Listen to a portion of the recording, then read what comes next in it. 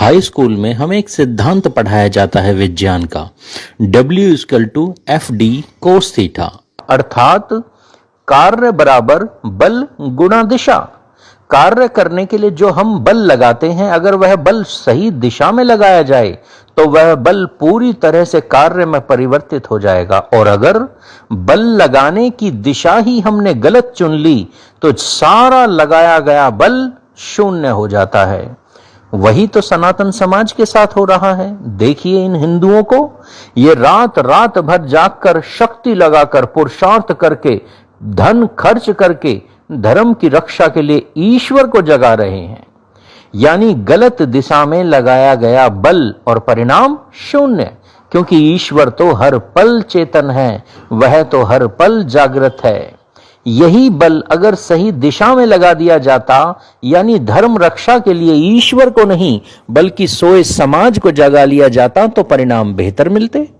अब इन भाइयों को देखिए, 150 किलो की कांवड़ शिव पर चढ़ाकर शिव जी को प्रसन्न करके धर्म रक्षा का प्रयास कर रहे हैं, यानी फिर से गलत दिशा में लगाया गया बल। भगवान शिव युद्ध कला के भगवान हैं।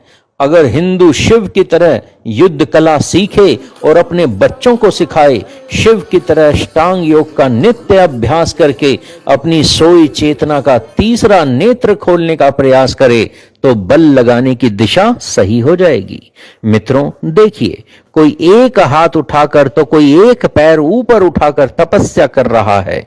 बाबाओं ने हमें मौला अली के भजन सिखा दिए, मजार पूजा सिखा दी, साईं बाबा अर्थात एक जिहादी चांद मियां की भक्ति सिखा दी। लाखों खर्च करके भी परिणाम वही, ढाक के 3 पात। जिहादी और शक्तिशाली होता जा रहा है, सनातन धर्मी और अधिक सेकुलर और अधिक अंधविश्वासी होता जा रहा है। कारण सिर्फ इतना है कि धर्म रक्षा के लिए हम सही दिशा नहीं ढूंढ पा रहे हैं। अर्जुन को कृष्ण का साथ तभी मिला जब अर्जुन ने सही दिशा में सोचना आरंभ किया। भाईचारे के मोहों से ग्रसित, कायरता व अंधविश्वासों में डूबे हिंदुओं की रक्षा तब तक कोई देवता भी नहीं करेगा जब तक हिंदू अपनी चेतना के स्तर को ऊपर उठाकर सही दिशा में पुरुषार्थ आरंभ नहीं करेगा। हिंदुओं, सही दिशा में सोचना आरंभ कीजिए।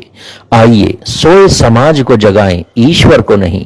ये समाज आज तक गांधी को महात्मा, गोडसे को गुंडा ही समझता रहा है। आइए समाज को सच बताएं। ये सोया समाज वोट तक डालने नहीं जाता, वोट देगा भी तो सस्ते टमाटर प्याज को।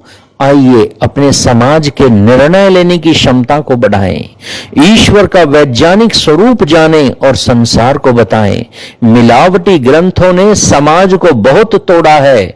आइए मित्रों, विशुद्ध गीता, रामायण, महाभारत, विशुद्ध मनुस्मृति पढ़ें, अष्टांग योग का अभ्यास जीवन में आरंभ करें, अपनी चेतना के स्तर को, निर्णय लेने की क्षमता को कुछ ऊंचा उठाए।